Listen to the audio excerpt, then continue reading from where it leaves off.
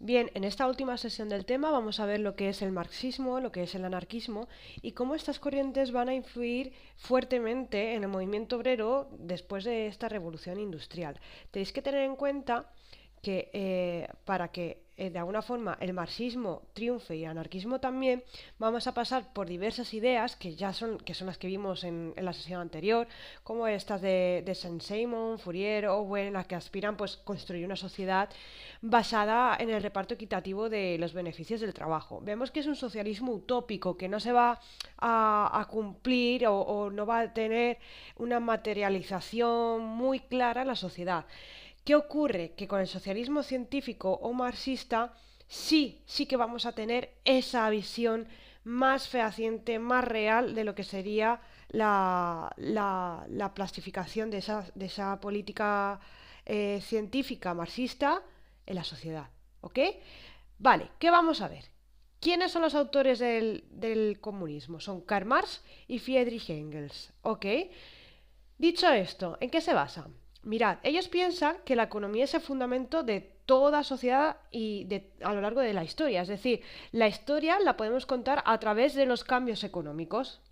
Esa economía, digamos que es la base, una estructura, tal como dice ahí, que provoca cambios de mentalidad, en la ideología, en el arte, en la ciencia, en el derecho, la religión, en la cultura también. Según qué tipo de economía vamos a tener algún cambio o muchos cambios en estas ideas, ¿no? En la mentalidad, ideología, ciencia, arte. ¿Cómo llamamos todo eso? Superestructura. ¿Por qué? Porque está por encima de la estructura. Esto es un edificio donde la base es la economía, también llamada estructura, y donde el resto de ideas se superponen, van construyendo ese edificio por pisos llamado superestructura.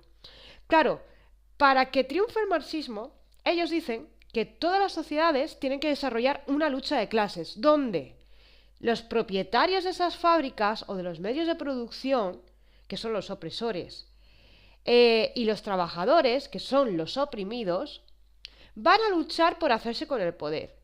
Esta lucha se hace a través de una revolución.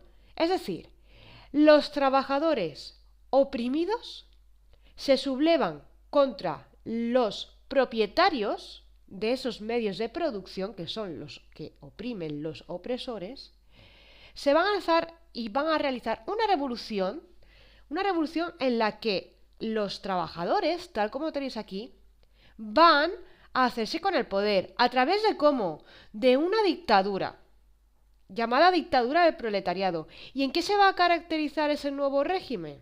Pues mirad, es una sociedad comunista, donde no va a haber clases. Digamos que lo que define el capitalismo, definitivamente, es la propiedad. Si no tenemos propiedad, no habrá clases. Es lo que dicen ellos. ¿Ok? Por lo tanto, si no hay propiedad privada, no va a haber ni ricos ni pobres, porque todo es de todos. Claro, diréis vosotros, pues no me parece justo que mi trabajo sea igual de remunerado que otro trabajo que a lo mejor no lo requiere. O que ese trabajo sea mejor pagado que el mío cuando no debería de ser así. Lo que hacen es que todos los beneficios de ese trabajo, en el que todo el mundo trabaja por igual, ¿de acuerdo? Todo el mundo trabaja por igual, porque si no fuera así, estaríamos hablando de clases y por lo tanto no sería una sociedad comunista.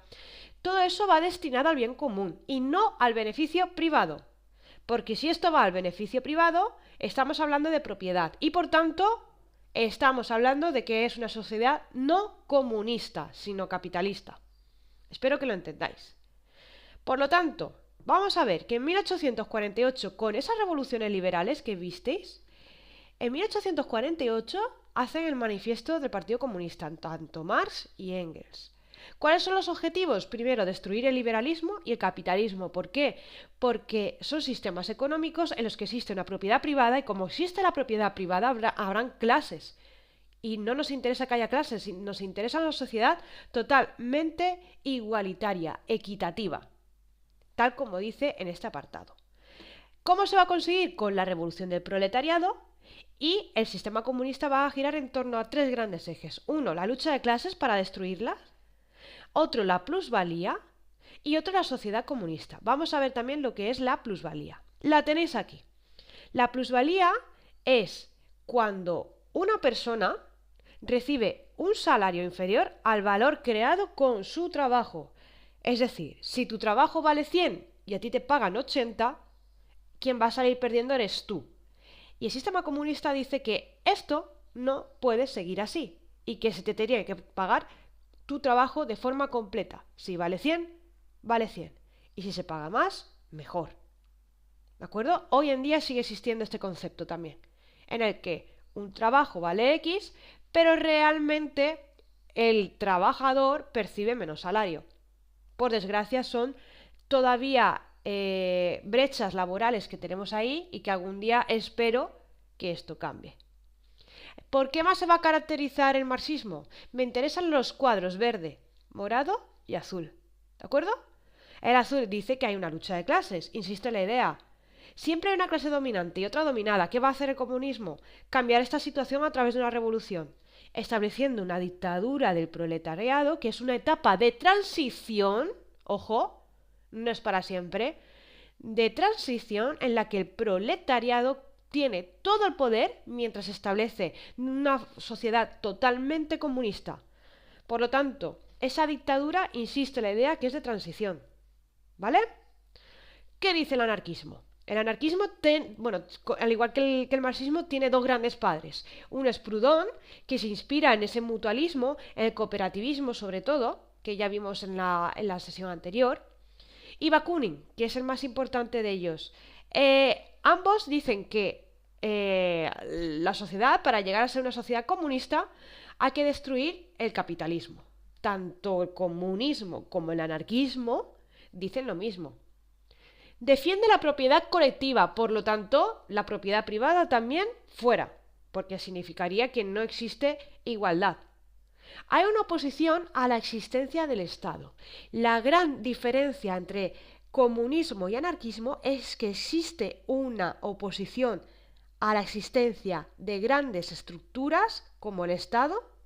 En el anarquismo dice que no tienen que existir estados. De hecho, tal como dice aquí, es apolítico. ¿De acuerdo? Vamos a pasar a la siguiente diapositiva que lo vais a ver mejor. Mirad, el anarquismo tiene una máxima que dice sin autoridad. ¿Ok? Porque no queremos Dios, ya que la religión tiene una autoridad que es Dios, da igual cual sea, o dioses. No queremos patria, no queremos un Estado, porque el Estado, de alguna forma, exige la creación de jerarquías. Y lo que no queremos tampoco es que exista un patrón, es decir, una persona que esté por encima de ti vigilando que tu trabajo se realice. Evidentemente, si existe eso, va a facilitar la existencia de clases y por lo tanto de la propiedad privada. ¿Qué van a defender? Van a defender que la sociedad se rebele de forma espontánea, es decir, que se alce, que se subleve, que se revolucione contra la sociedad capitalista y contra el Estado. ¿Y cuál es el objetivo principal? Destruir de forma total e inmediata todo el orden, esa pirámide que vimos el otro día, todo el orden burgués y el Estado como institución. ¿Cómo vamos a vivir ahora? A través de comunas. No sé si sabéis lo que es una comuna, es una agrupación de gente que se autoabastece, autoproduce y en la que todos son iguales, exactamente iguales, y todos trabajan por el bien común de todos. No hay nadie encima de nadie y nadie va a haber por debajo de nadie tampoco. Por lo tanto, van a perseguir que haya una sociedad sin clases y sin propiedad privada, como el comunismo. Ahora, otra de las grandes diferencias que existe entre el comunismo y el anarquismo, aparte de la existencia o no del Estado, es que el anarquismo quiere destruir toda forma de poder y toda forma de autoridad, ya sea mediante la religión, mediante la política o mediante el mundo laboral, y el marxismo lo que dice es que sí, el Estado tiene que existir, y es más, el Estado tiene que estar encabezado por un poder proletariado, estableciendo una dictadura transitoria. ¿vale? Aquí tenéis en este esquemita, en estas tablas, cuáles son las diferencias, cuáles son las similitudes. De alguna forma os va a resumir todo lo que os acabo de decir, así que echadle un ojo. Y veremos, si podéis y tenéis tiempo, si no lo veremos después del examen mejor, este vídeo en el que Federica Montseny, una de las grandes anarquistas, mujeres anarquistas españolas, nos explica las diferencias entre anarquismo y comunismo. También os recomiendo que le echéis un ojo, porque la verdad es que lo explica súper bien. ¿De acuerdo? Nos vemos en la siguiente sesión, que será ya el siguiente tema. Mucha suerte en el examen.